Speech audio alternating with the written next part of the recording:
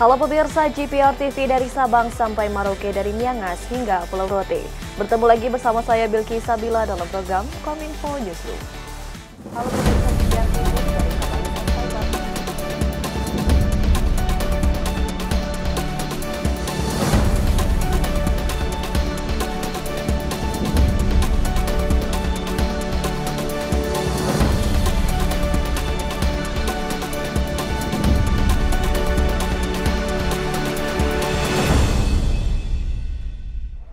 Inilah Kominfo Newsroom selengkapnya. Pemirsa, dalam kunjungan kerjanya ke Provinsi Kalimantan Timur, Presiden Joko Widodo menyampaikan bahwa sejumlah proyek infrastruktur seperti pembangunan bendungan, pengembangan lahan, serta akses jalan di IKN berjalan dengan baik.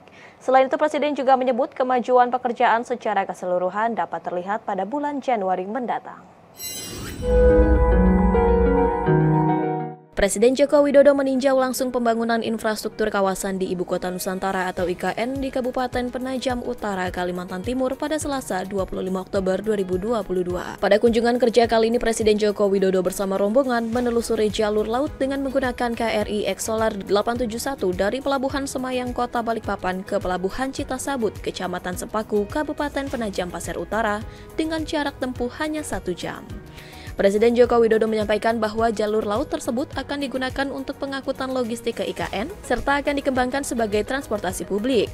Selain itu, Presiden juga menyampaikan progres infrastruktur seperti pembangunan bendungan, pengembangan lahan untuk kementerian, gedung wakil presiden, gedung presiden dan jalan tol dari IKN ke Balikpapan progresnya berjalan dengan baik. Tak hanya pembangunan infrastruktur pemerintah, dalam menunjang IKN sebagai pusat pertumbuhan perekonomian baru, Presiden terus mendorong bergabungnya para investor, private sector atau sektor swasta, dan public-private partnership atau sektor publik. Melihat berbagai progres tersebut, Presiden optimis acara peringatan HUT RI pada 17 Agustus 2024 mendatang dapat digelar di IKN. Jalan di lapangan saya melihat tadi, selain ini yang bendungan untuk nanti air baku di IKN, juga bangunan gedung untuk para pekerja sudah mulai disiapkan, kemudian land development untuk kementerian, untuk gedung wakil presiden, untuk gedung presiden, semuanya sudah saya lihat dalam proses persiapan dan juga pembangunan infrastruktur jalan juga sudah dimulai, utamanya yang jalan tol dari IKN ke Balikpapan.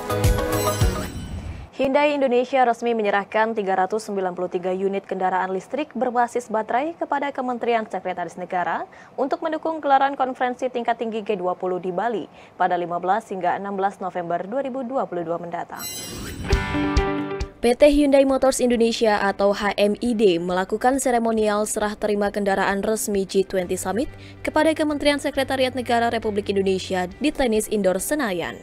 Hal ini sebagai bentuk komitmen dukungan dari PT Hyundai Motors Indonesia untuk mendukung presidensi G20 Indonesia dalam penyelenggaraan G20 Summit yang akan berlangsung pada 15 hingga 16 November di Bali mendatang. Hyundai menyerahkan sebanyak 393 unit mobil listrik Hyundai yang terdiri dari Genesis Electrified G80 Special Edition Long Wheelbase dan regular model Standard Wheelbase serta Hyundai Ioniq 5. Genesis Electrified G80 Special Edition Long Wheelbase akan digunakan sebagai kendaraan VVIP, sedangkan Genesis Electrified G80 Regular Model Standard Wheelbase dan Hyundai Ioniq 5 akan digunakan untuk keperluan lain, seperti kendaraan untuk pasangan dari rombongan delegasi, protokol keamanan, dan tim penyelamat.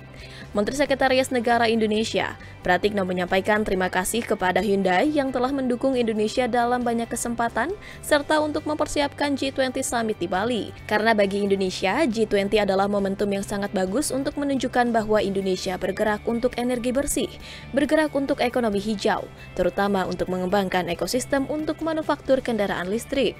Pada acara seremonial, Presiden Hyundai Motor Asia Pacific Headquarters, Yong Tak Lim, menyampaikan rasa bangganya terhadap Indonesia yang menjadi tuan rumah G20 Summit. Karena itu, Hyundai memberikan dukungan sepenuhnya untuk keberlangsungan dan kesuksesan acara tersebut. Again, thank you very much for the support of PT Hyundai Motor Manufacturing Indonesia, Hyundai, and also the government of South Korea for supporting Indonesia in many occasions, in many projects, as well as supporting us in preparing for the summit, G20 summit in Bali next month. As you mentioned in your last sentence of your speech, kita tumbuh bersama, makmur bersama.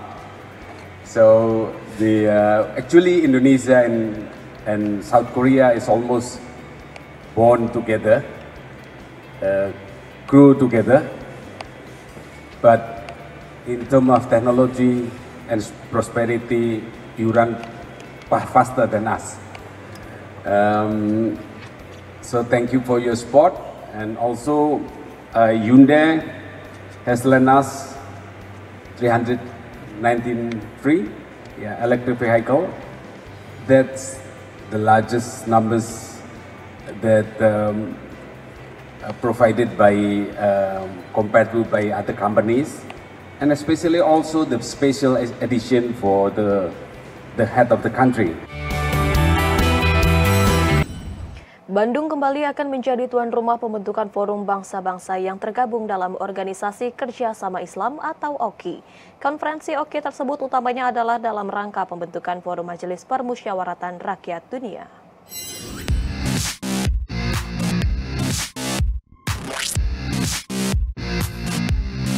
Ketua MPR Republik Indonesia Bambang Susatyo menyampaikan gagasan pembentukan Forum Majelis Permusyawaratan Rakyat Dunia untuk menguatkan kerjasama dalam mengatasi berbagai krisis yang dihadapi umat manusia tanpa mengesampingkan keberadaan Organisasi Kerjasama Islam dan Organisasi Parlemen Negara-Negara Organisasi Kerjasama Islam.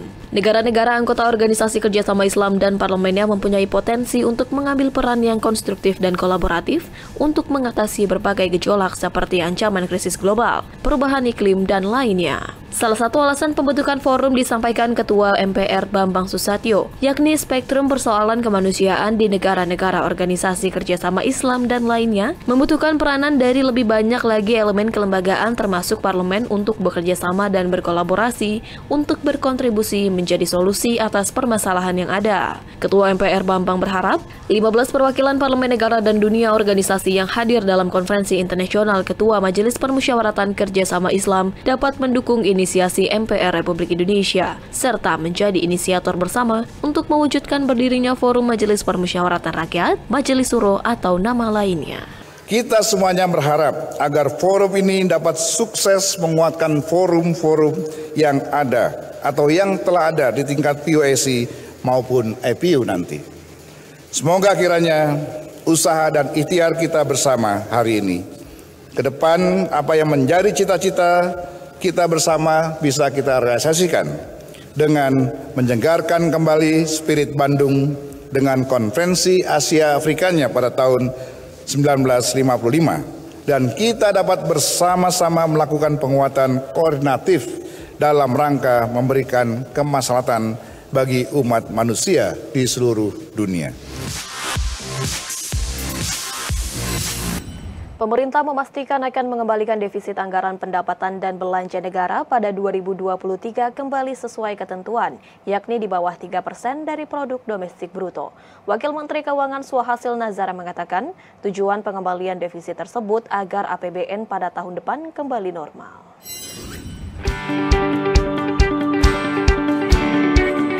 Wakil Menteri Keuangan Suhasil Nazara dalam Simposium Keuangan Negara menyebut, anggaran pendapatan dan belanja negara terus difokuskan untuk melindungi masyarakat dari potensi pandemi dan mendorong pemulihan ekonomi. Belanja negara juga diefisienkan agar defisit APBN dapat kembali di bawah 3% dari produk domestik bruto pada 2023. Adapun dengan perekonomian yang mulai pulih setelah terdampak COVID-19, penerimaan negara juga mulai meningkat, sebagaimana tampak dari realisasi pendapatan negara pada September 2022 yang tumbuh 45,7% dibandingkan dengan periode yang sama tahun sebelumnya.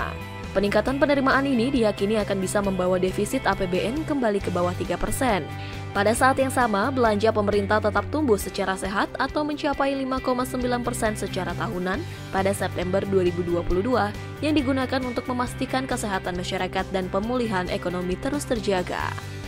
Wamenku Suhasil menyebut, pemerintah juga akan menjaga pertumbuhan ekonomi melalui penguatan koordinasi antara pengambil kebijakan fiskal dengan moneter yang mewadahi dalam Komite Stabilitas Sistem Keuangan. Koordinasi juga diperlukan di tengah kondisi perekonomian global yang diperkirakan akan mengalami resesi pada 2023 mendatang. Salah satu elemen penting dari pengelolaan keuangan negara yang untuk menjaga kesehatan dan mendorong pemulihan adalah koordinasi yang sangat-sangat erat antara kebijakan fiskal dan kebijakan moneter. Kita melakukan hal ini di Indonesia dengan cara terus membangun koordinasi, membangun komunikasi dengan berbagai macam otoritas. Kalau di sektor keuangan terutama adalah dalam konteks Komite Stabilitas Sistem Keuangan, artinya dengan Bank Indonesia, Otoritas Jasa Keuangan, dan juga LPS. Pemirsa, usai jeda kami akan kembali dengan informasi lainnya. Tetaplah bersama kami dalam Kominfo Newsroom.